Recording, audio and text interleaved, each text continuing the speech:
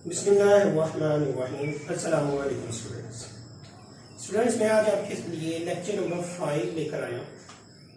Chapter number 5 हमने principle of accounting I.Com part 2 की book का स्टार्ट किया था। देखें आज के क्वेश्चन के अंदर हम क्या सॉल्व करेंगे। सबसे पहले हम आज का क्वेश्चन रीड करते हैं और फिर हम उसी क्वेश्चन के मुताबिक जो है वो अपना क्वेश्चन हल करते हैं। क्वेश्चन नंबर 5 आज मैं आपकी किताब का सॉल्व करूंगा। इस क्वेश्चन के अंदर डाटा आपकी स्क्रीन के ऊपर भी और आप बुक में से भी इस क्वेश्चन को रीड कर सकते हैं। A company purchase a machine for 1 lakh rupees and depreciation rate is 10% per annum. Prepare the machine account for first 5 year. पहले 5 सालों का हमें अकाउंट बनाना है अंडर रिड्यूसिंग बैलेंस मेथड। आज सवाल के अंदर जो चेंज है वो ये है कि इससे पहले जो हमने 4 क्वेश्चन किए हैं वो हमने स्ट्रेट लाइन मेथड के साथ हल किए थे, लेकिन आज डाटा बिल्कुल वही है, लेकिन यहाँ पे मेथड जो है वो तब्दील कर रहा है। आज हम रिड्यूसिंग बैलेंस मेथड के साथ अपना पहला क्वेश्चन जो है वो सॉल्व करेंगे। चलें, मैं यहाँ पे आपके लिए एक फॉर्मेट जो है वो तैयार करता हूँ और उस फॉर्मेट के अंदर हम फिर अपने क्वेश्चन को हल करेंगे। यहाँ पे मैं आपके लिए एक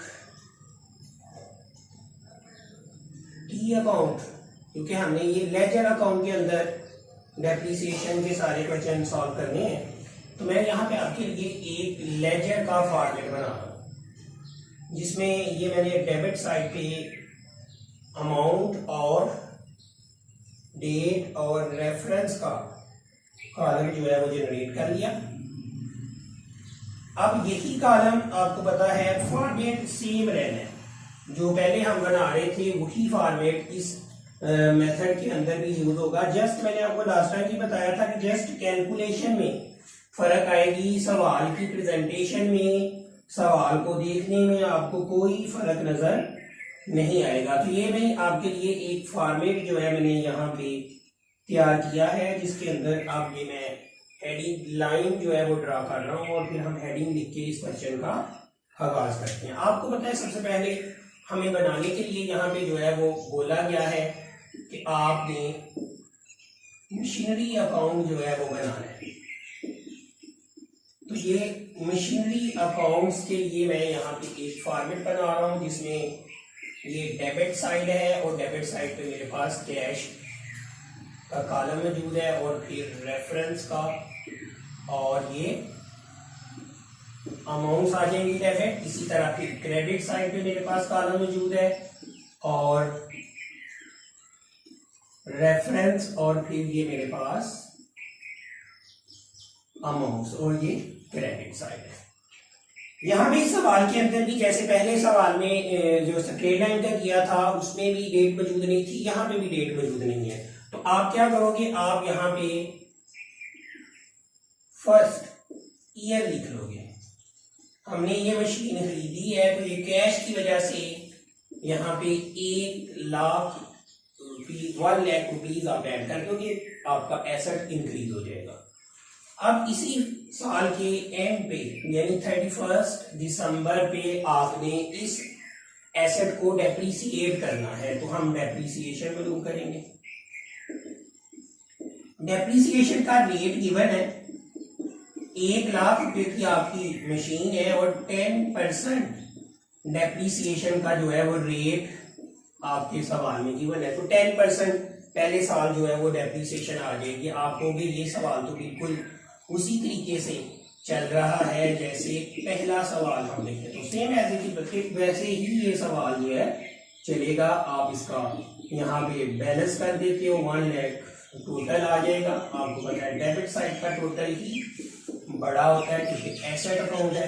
पहला साल मुकम्मल हुआ। अब आप क्या करोगे, 1 लाख में से ये 10,000 माइनस करेंगे और यहाँ पे आपके पास डेप्रिसिएशन आ जाएगी, बैलेंस आ जाएगा 90,000। अब ये पहला साल खत्म हुआ, सेम एज इट इज सवाल का पैटर्न वही रहेगा। इस बैलेंस को आप ले आओगे यहाँ पे सेकेंड ईयर में बैलेंस के तौर पर। तो ये कितना बैलेंस है 90,000, ये आपका बैलेंस है, ये आपका सेकंड ईयर में आ जाएगा।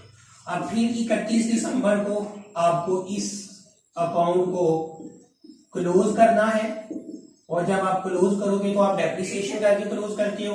अब ये चेंज आ रही है, अब यहाँ पे आप गौर करोगे, मैं डेप्रिसिएशन काउंट कर रहा हूं तो ये रिड्यूसिंग बैलेंस मेथड है, मींस जो बैलेंस होगा उसी बैलेंस के ऊपर आप डेप्रिसिएशन कैलकुलेट करोगे। जबकि आपने स्ट्रेट लाइन पढ़ा था तो हर साल 1 लाख के ऊपर डेप्रिसिएशन कैलकुलेट की गई, लेकिन यहाँ पे नहीं, यहाँ पे जो बैलेंस होगा उस बैलेंस के ऊपर जो है वो डेप्रिसिएशन कैलकुलेट की जाएगी, और यहाँ पे आपकी 9,000 डेप्रिसिएशन आ जाएगी। आप ये दूसरा साल भी हमारा खत्म हुआ, 90,000 मेरे पास यहाँ पे टोटल है, और मैं इसी टोटल को क्रेडिट साइड पे भी लिख दूंगा,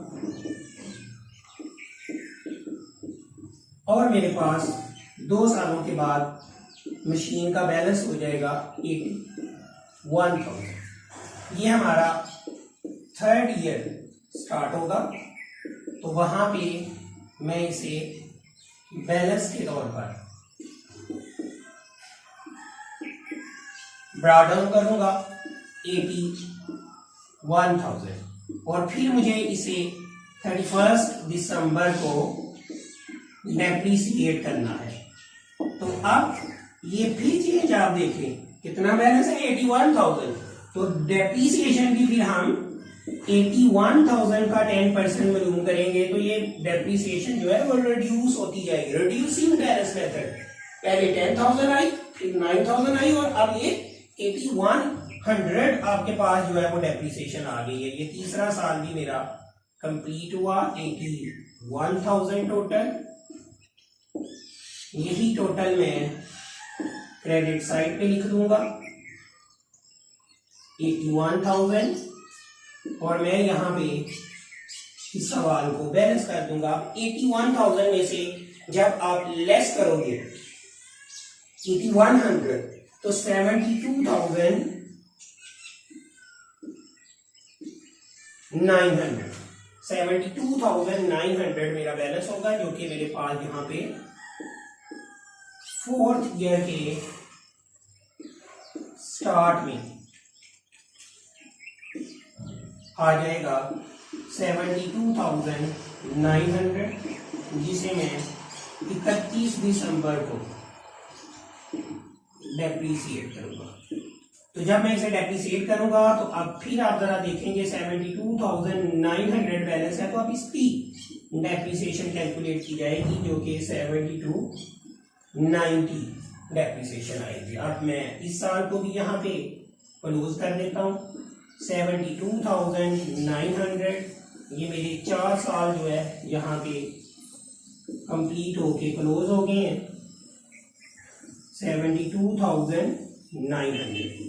अब यहाँ पे मैं बैलेंस जो है वो मालूम करूंगा, तो इस 72,900 में से जब आप ये माइनस करोगे तो 65,610 ये आपका बैलेंस आ जाएगा, और इसे मैं ले आऊंगा 5th ईयर के